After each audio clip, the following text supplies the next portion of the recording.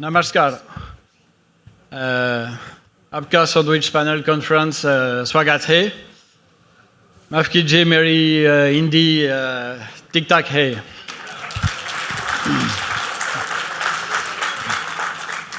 I'm sorry for those of you who were here last year, my Hindi hasn't improved despite trying hard, so that's why I'm switching to English now.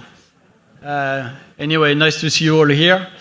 I think the subject of my speech is going to be sandwich panel recycling. As I believe that as individuals we've got a duty, to the future generation to do our bit for the environment, and as companies and states, there is an obligation to do it. So obviously, us as a sandwich panel manufacturer, with our bit to play as well, and that's what I want to discuss with you, and in particular, actually share ideas with you about it. First of all, obviously, since I'm in India, I wanted to understand how it works here. My understanding, I hope I'm not wrong, but my understanding is that in India there might not be some rules yet as far as sandwich panels recycling are concerned. But I know that the Indian Ministry of Steel has already put some rules in order to recycle steel, so that's a big first step, which is clearly going in the right direction. And now again, just to share experience and idea, and the point, don't get me wrong, the point is not to lecture you guys in India, that would be very rude, but just to show you how it works in Europe. In fact, in Europe, the European Union, there is a directive. And in fact, all sandwich panels will have to be recycled by 2030. Because basically, if we don't do that, because they won't be allowed to be landfilled from 2030 onwards, meaning that, if you can not get rid of it, you can't produce them anymore. So meaning that we'll have to do, the producers will have to do whatever it takes to recycle sandwich panels 100%. And when I'm talking about sandwich panel, obviously, is both PIR and mineral wool.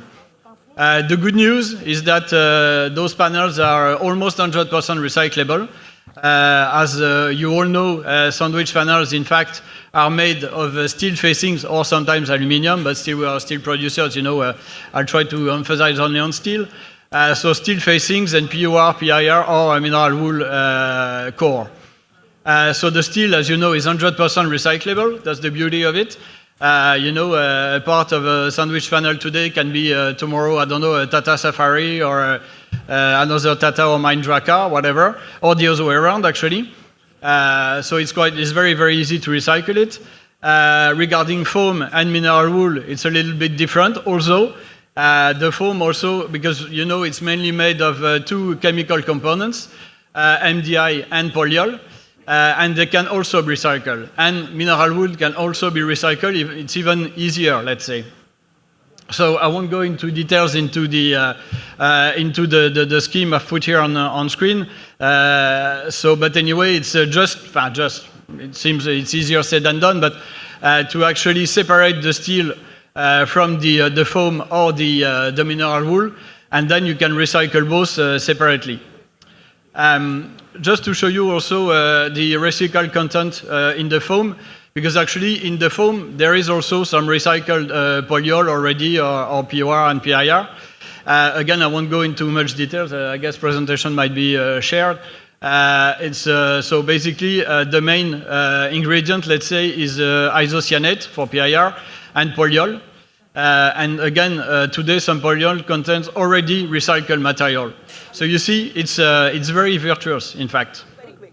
Then you're going to say, okay, but how do we do it? Basically, PIR and PUR, there are two ways to recycle them. It's the mechanical way, so basically it's just shredding the foam. So you see here on the top right-hand side a shredder, or there is the chemical way by chemical reaction. So again, I've put there a little scheme. Basically, it's you put the polyol in a kind of bath, and it brings back polyol. In fact, I'm not too I'm not a chemical engineer, so I won't go into details. But just to show you the general scheme. There again, I've put some details, but it's just to show you that there are many ways, in fact, to do it as well. Then depending where you place the cursor, flexibility, cost saving, product quality, and so on. You have many ways of doing it. In fact, again, it depends on also the capex you want to put there, because each way of doing it has its advantages and disadvantages, obviously, like any solution.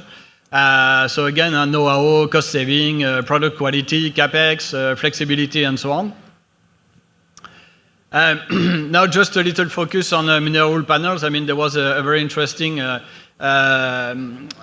speech this morning by a gentleman from Rhino. And actually, mineral wool is a very easily recyclable, let's say, material, because it comes from the earth. Hence his name. In fact, we say mineral wool, but it comes from the rocks, and we call it rock wool, but we cannot really use the word because, as you know, rock wool is a Danish company, which uses the name as a generic name. But basically, mineral wool comes from rocks. Mainly basaltic rocks, actually, because basalt, it comes from, it's a volcanic rock, so it's very, very solid. And in fact, it's put to an oven at, I think, 1,200 or 1,500 degrees, and it's made into kind of airs, and then it's amalgamating together to create the rock wool. So basically, on top of the steel facing, the mineral wool, you've got some glue as well, which sometimes can help, sometimes can be an inconvenience, but generally speaking, it's the same way of doing it as a PIR, even more easily. Again, steel and the wool and the glue needs to be separated. But in fact, today, most rock wool manufacturers, I don't know if the gentleman from Rhino is still here, but it's already recycled. Like in Europe, rock wool, not to name them, they put back some recycled, they actually collect the mineral wool on building sites, and they put them back in the electric arc oven. So it's and then it's melted again with the normal, the new, let's say, rock that are put in the electric arc oven. So just like steel, it's actually very, very renewable. So it makes mineral wool panels actually one of the most environmentally friendly building material. Not to mention that in terms of fire resistance and fire production, it's the best panel you can dream of, actually.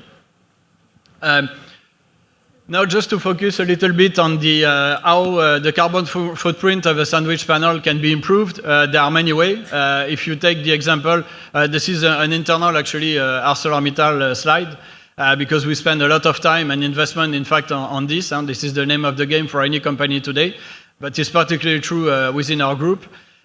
So if we take as a basis the standard PU 100 mm panel, the first way is to improve the thickness, so decrease the thickness, in fact, through a better foam. Then it's using the electric arc furnace route. So just, I'm not going to go into details into that because, I've been working for the steel industry for 26 years, so I could speak about it for hours. But basically, there are two ways to produce steel.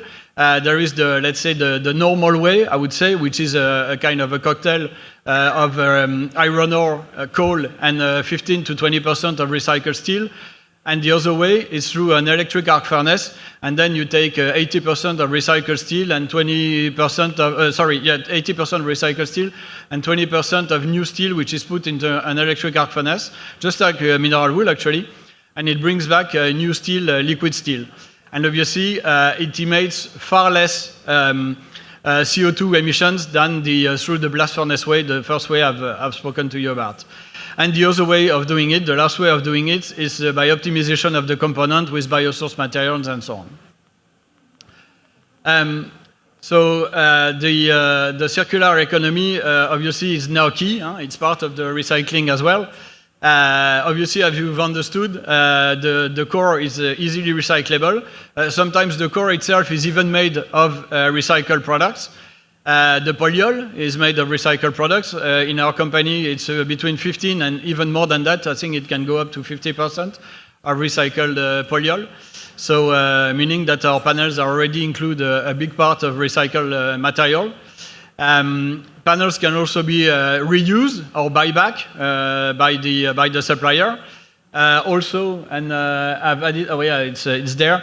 The sandwich panels can also carry photovoltaic. Yassir sir, you were talking, I see you're in the room, but you're not listening to me, but never mind.